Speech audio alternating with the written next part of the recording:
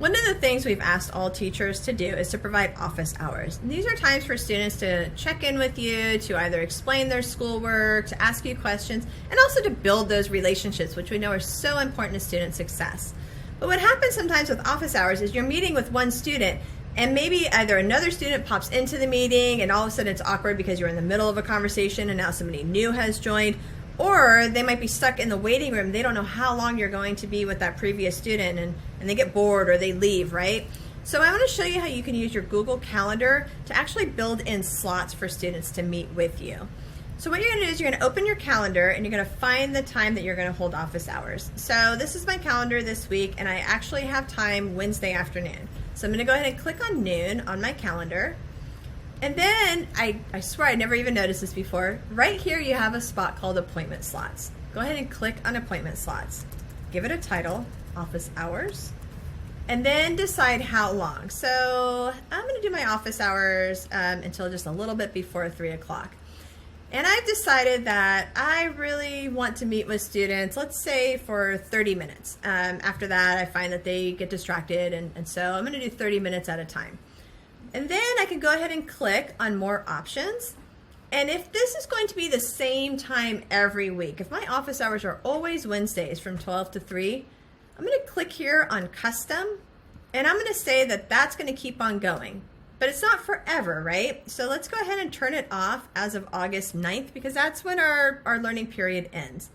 If I'm going to do these same office hours twice a week, I can actually just choose Monday as well, or I can create another calendar entry. That's just a little trick for you. So then I'm going to put the location. This is where you got to do a little planning.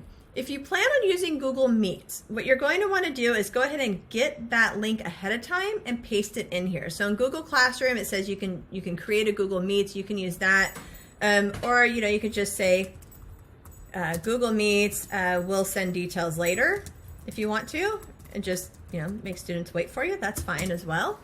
And then go ahead and click Save. So now what you'll notice on my calendar is I have this little kind of window pane option. And if I click on it, it tells me I can go to my appointment page for this calendar. And it's just a link. So now I'm going to take this link and copy it. And I'm going to email that to my students. So maybe in Parent Square or however you want to do it. And you're going to say to students, in order to meet with me, please find a time on my calendar and book it for yourself. So this is what they're going to see.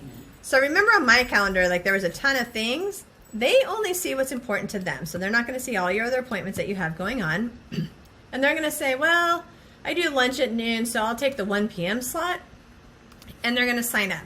So they can put a description in here if they want to. I need help with my math. And then they'll hit Save. Now, for them, it's just on their calendar, so they can see it if they want to on their own calendar. So it lets me know that that's what's there. And then if I go back to my calendar now, what I'm going to notice is that somebody has booked a time. So I open that and I say, oh, look, Elle Spencer wants to meet with me at 1 p.m.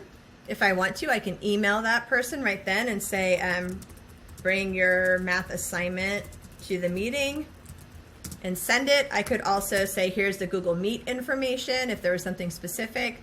So I send that off to them and it's there. If somebody else wanted to join our meeting, let's see if I'm just thinking of all these different Google accounts. So let's say now the next person comes in and they say, I also need office hours. What you're going to notice, and you'll have to laugh that it has all these other appointments. This is my daughter's calendar. So she'll say that, oh, I'm busy on these days, but she can also choose office hours. But you'll see that that one time slot that somebody's already picked has been removed. So there's no worry about them double booking you. So that's how you use your Google Calendar to make appointments.